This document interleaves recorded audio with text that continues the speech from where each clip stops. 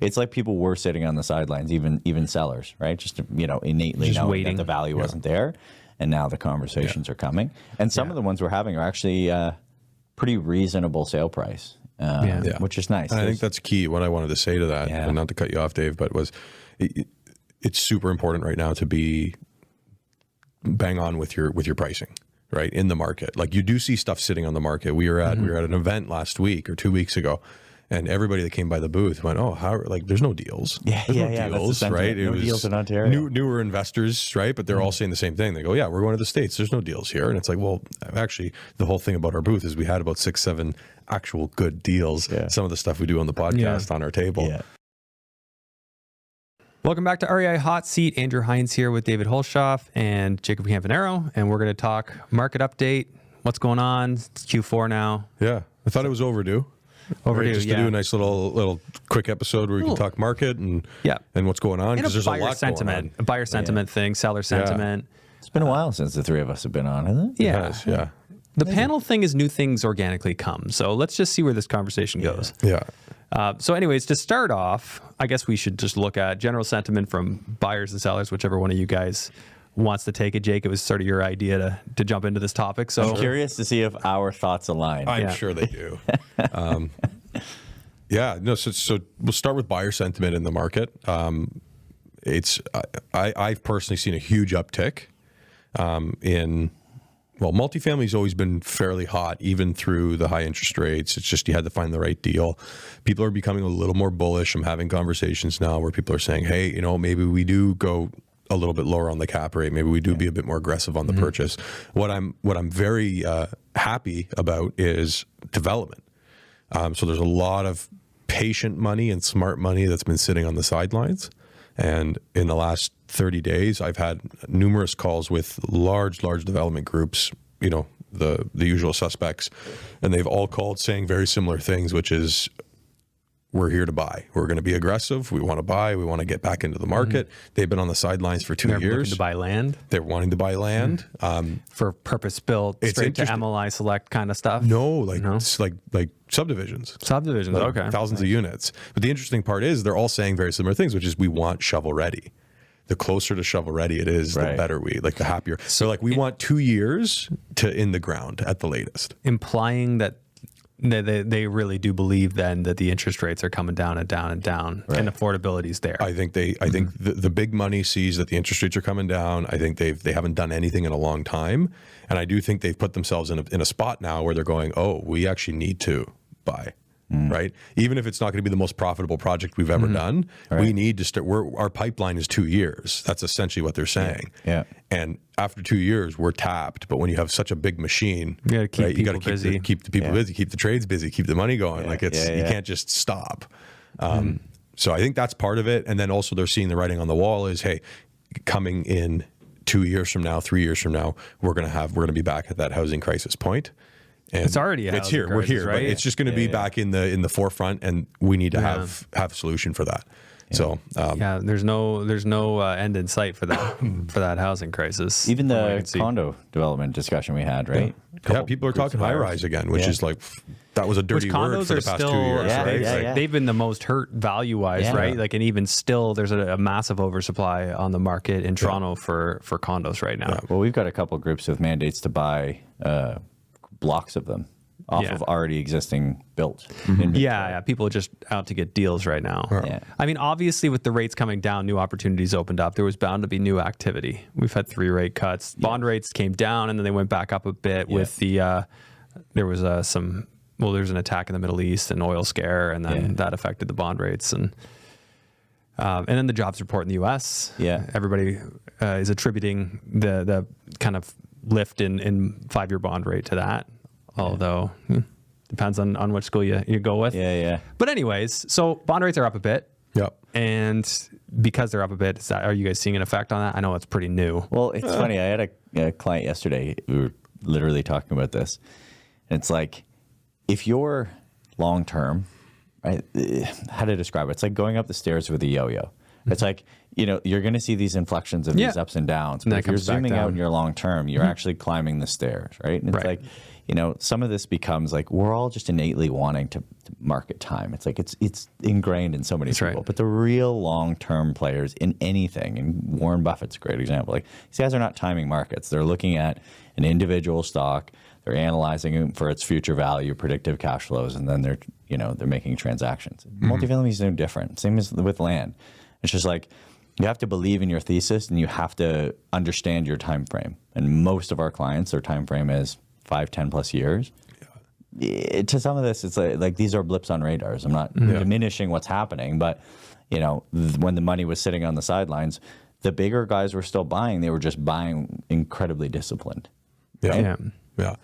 And I would say the bond rates shooting up right now is, I think, actually affecting sellers more than buyers. Well said. Right. Yes, 100%. The conversations I've been having is with my sellers that were preparing to list their product, and now they're going, "Oh, the bond rates just went up."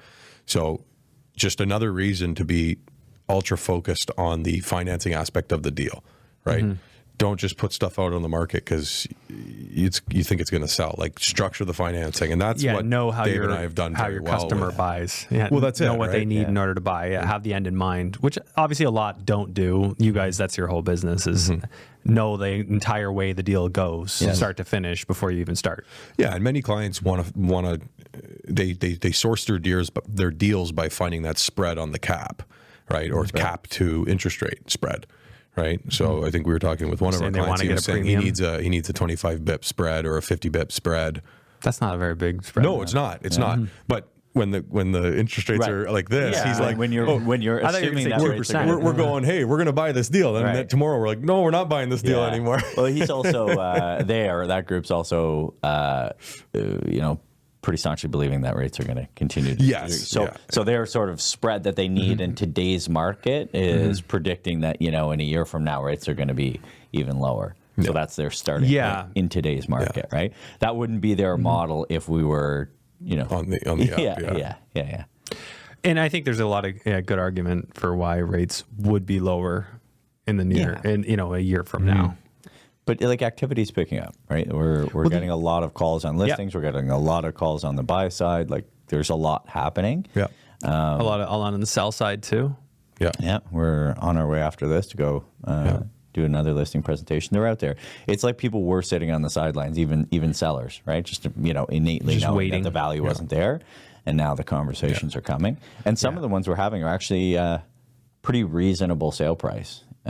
Which is nice. And I think that's key. What I wanted to say to that, and not to cut you off, Dave, but it's super important right now to be bang on with your pricing, right, in the market. Like you do see stuff sitting on the market. We were at an event last week or 2 weeks ago, and everybody that came by the booth went, "Oh, how? Like, there's no deals. There's no deals, right? No deals in Ontario. Newer investors, right? But they're all saying the same thing. They go, "Yeah, we're going to the States. There's no deals here." And it's like, well, actually, the whole thing about our booth is we had about 6, 7 actual good deals. Yeah. Some of the stuff we do on the podcast on our table.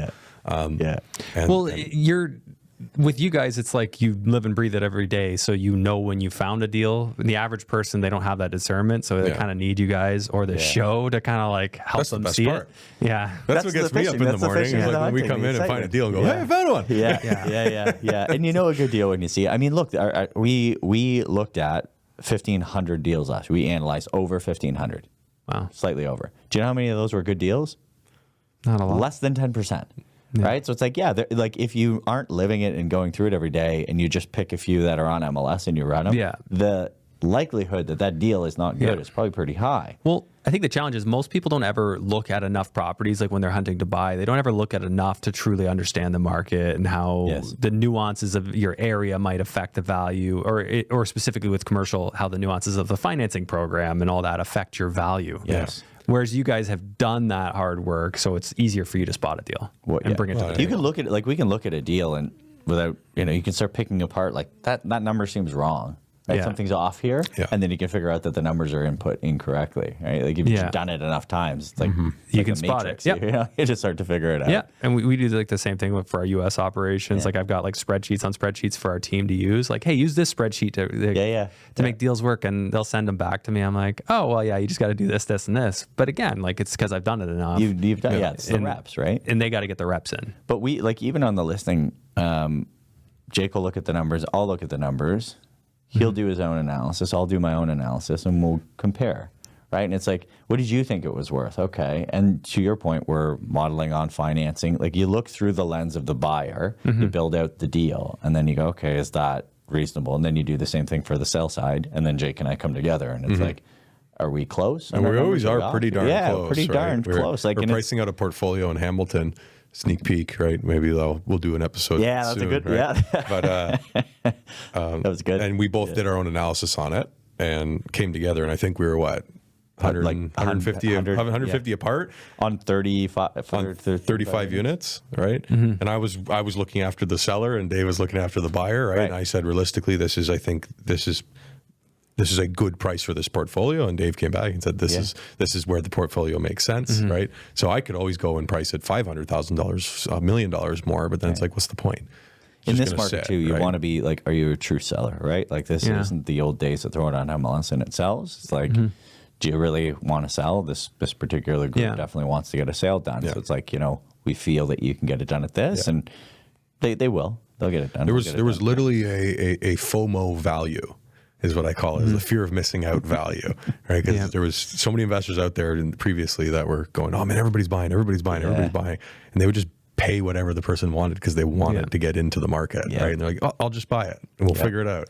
And so those days are obviously gone. But if you guys had to take like an average in Ontario and just like how long is inventory sitting in general right now? Like for the multifamily, is there a lot of inventory? Is there a few months of inventory based on sales compared to listings? Like our inventory, MLS, off market? Like just in general, like on the market right now. Yeah.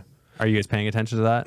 we do, and I think it's tough to say because with residential, everything goes to market, right? So you have a really good understanding of days on market, right? Whereas the commercial, it's, although we look at 1,500 deals a year, there's probably another 1,000 deals we don't see that just are direct. So do you think more transact off the market than on? Right now, for sure. Big time. Yeah. Okay. So that makes it really hard I would say 70%, give or take, I'd be curious, is that we're doing is not on market. If you're looking on market, the answer is, I would say, 180 days plus of inventory. Like if it's on MLS, they're usually sitting because they've been marketed off market. They were marketed off market, didn't work. Then they went to market and then sat. Yeah, there's you can kind of group it down. There's stuff that sells pretty quickly because it's priced right for whatever reason. It goes to MLS. There's nothing wrong with it. We'll take stuff to MLS too, and then stuff that sits, and that will eventually go for the most part.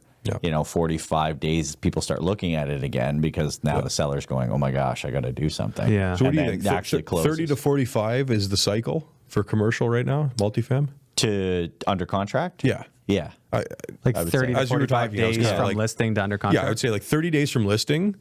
If it's priced right, you should have an offer. Yeah, something should go on in that 30 to 45 day window. Then it doesn't mean you have to accept the offer, but you should have an offer. Yeah. Like if you're up for 30, 45 days and nothing happened, probably we got to do something different. Yeah. And then, to your point, 180 day, like you're then conditional. So you throw it out for 30 days, you finally get something. 30 days conditional, we're at 60. Yeah. And then you're probably another, depending 30 to 60 close or 4 months, right? Yeah. It's such a long process. That's why people are going to get sick of me saying this. That's why when we're listing, you're on defense. It's like I can get you an offer on your building, but the goal is to get it closed. So who's buying it, right? We got to make sure that they're actually going to, because you have those happen once or twice under contract, 30, 45 days, it falls apart. And another one, that's your listing just got killed. Well, I was having this conversation the other day with another realtor, and they had it on MLS. Somebody else offered, they called me back, said, hey, can you reduce your conditions? And we had 30-day condition, not business day, just days. And I was like, unless we're going without an environmental, an appraisal, or a building condition, I don't know how we're doing it under 30 days. She's like, well, we need it down under 30 days. I said, well, how far down? She's like, I need 2 weeks. And I was like, work with the offer, that's 2 weeks. Good luck. Call me in 2 weeks. Right? Yeah. And legitimately, 100%. in 2 weeks' time, it came back and she called us. And anyways, at that point, we actually found something else. I can't comment because I've never worked with her before. But if you, whenever that happens, it's like you're trying to make us do something that will not make this deal go through, right? So I understand you don't, 60 days is a long time on a conditional, but 2 weeks is way too tight. So somewhere in between, depending on what you have to do. Like 30 to 45 standard. To your point though, like I totally get what you're saying with like killed listing. Like we've had our stuff in Florida. We've had stuff where it got tied up for 2 weeks, 3 weeks. You go back onto the market. You've lost all your momentum. Now you look like a property that's been sitting. And it's a kind of a weird time down there right now because it's pre-election. So I hear that's what people keep chalking it up to, is not a lot's happening because people want to see what happens with the election, as if that's going to change anything. It's the most absurd thing ever. But yes, super funny time right there. Yeah. When is the election? Like November, right? November, yeah. Oh, it's coming up. It's funny. So this came out on a few of the insider calls we had. Was I keep talking about showing proof of funds, and I think it's worth us chatting about that because I think some people had interpreted it as though, let's say you're buying a $3 million building, that you're going to have $3 million in a bank account. That's not at all. Even to have a letter from the lender saying we've already approved this borrower, and the building must meet the following criteria, something like that. Yeah, like it's worth noting. So what I mean by that is to show that we have some money. I don't need you to have $3 million in a bank account. That's absurd. Most people don't have that. Yeah. My old planner lens, I would tell you not to do that, right? It's a waste of opportunity. But for us to have the ability to say, hey, look, this individual has 300, 500,000, whatever the number is sitting around, and it's not, $2,000 in a checking account, then that's where we can add value. We have another intake. The gentleman has the money. It's just in different areas. Yeah. So he's a little concerned saying, hey, I am very serious. I can show you that. But I don't, like, how do we do it? And it's like, I don't want that to seem like it's the only way we can get deals done. It's just one way we do it. This particular guy, we have a lot of other strategies that we can show as a strong buyer to the process. So I don't want that to alienate some people to have the intake calls with us, because it's not the only trick we have. It could be equity. It could be redeemable investments, right? We do a deal with a group where, are they cash rich? No. But I'll literally send appraisals along with the offer on other properties they own. And I'll say, hey, here's their debt stack, mortgage, right? AM schedule and appraisal. And I say, here you go, right? This is who you're working just with. showing they have means. There's 20 million of equity across their portfolio. Like, we need cash, we can get cash, right? So like if you have the down payment enough to close the deal, and that's kind of scattered around. And even then, if it doesn't tell a good story, we don't want to do it. We just don't do it. We're saying, like, there are ways that happens a lot where we do it because you have it and we'll show it. It can help. It can help to show it. It just shows the sellers you're serious. But I totally get the sentiment for a lot of people wanting to sell off market, because then there's no track record that somebody could just look up. Oh, it's been there. It's been sitting. None of that. And I always felt that like that as a seller. I just don't want any of that. I want to go to guys in the know, get this sold for me, and just kind of protect me from well, that's how Jake and I ended up being business partners. Is we would send each other deals even though we were quote unquote competition. But Jake has a reputation of his clients closing. I have the same reputation. So I have a deal and I go, hey, I don't have anybody for this deal. I go to my people first, obviously. Then I'll call the guys and gals that I've worked with that do deals. I call Jake, send him a deal. Guess what? And it's interesting. You build your little inner circle. Yes. And like, I have probably 4 people, right? If I don't have somebody in my database, you don't have somebody in your database, I got about 4 other people I can call. If they don't have somebody in their database, it's not a good deal. That's right, because it's usually like 3 or 4 calls and somebody goes, yep, I got a buyer, hang tight. Right? That's absolutely true. Yeah. And it's fun because your phone rings and you see that name. Who's what, you know what it's about. And you go, ooh, Jake's got a deal. Okay, right? All right. So shifting gears, I guess we sort of did just kind of make this more about a little bit about sentiment, about we're process. Just having a shop talk. Yeah, it was more of a shop talk, I think. Fireside chats, I think they call it, right? I like it. This is a good in-depth look at kind of like the minds of people who do this all day long. Yeah. Which is, it's good to know. Yeah, just to wrap up, I guess, like market, like big picture market predictions, what do we think is going to happen the next little bit? I think we're going to see some more action come back into the market. December is always a little slow, but I do think coming into the new year, if we get those rate drops we're looking for, we are going to see more and more action. And I do have a feeling cap rates are going to start compressing, right? It won't be tremendous, right? And there'll still be good deals out there, but I do think, the window that everybody's looking for is starting to shrink. Yeah, so there's an opportunity window now. There's definitely an opportunity There'll window. still be opportunity later, but it's and I think if the you want opportunity to take windows, advantage of I think it's here for another year. Right. Like, don't get me wrong. I'm not saying you have to buy this week. Like, the opportunity window's here, but I do see that starting to close just with all the calls we're starting to field where people are saying, hey, I'm back into it. And it's the old supply and demand, right? Yeah. I like it. I'll say the ones that I'm like, I mean, there's a lot of good deals, but the quality direct to CMHC deals where you can get it under the old program, get to 80, 85%, but it still has lift. So you're getting it under contract, you're conditional, you firm up other than CMHC. You're going to fund when you get the COI and the lender's ready to fund. 4 months, 5 months, depending. What a nice hedge against, like, if you really think that rates are going to come down and you get this deal under contract and you have 5-6 months, and we're underwriting it right now at like 4.25. There's a likelihood it's going to be lower, pretty high. It could be down. But you're already buying the deal under the context that it is in the situation it is today, and you like it. That's a palatable deal. You're 85% loan to value. The likelihood is the rate you get when you actually get the COI, it's going to be a lot lower. So we got guys that right now are like, that's a deal I'm willing to make right now, right? And we're pulling a lot of those. We're doing a lot of those. For those who don't know, the rate floats until the closing typically. Yeah, sorry. So as the bond rate comes down more, if you think it is, you tie that building up and you buy yourself some time. Thank you. Good point. Yeah, so you can lock it in. Yeah.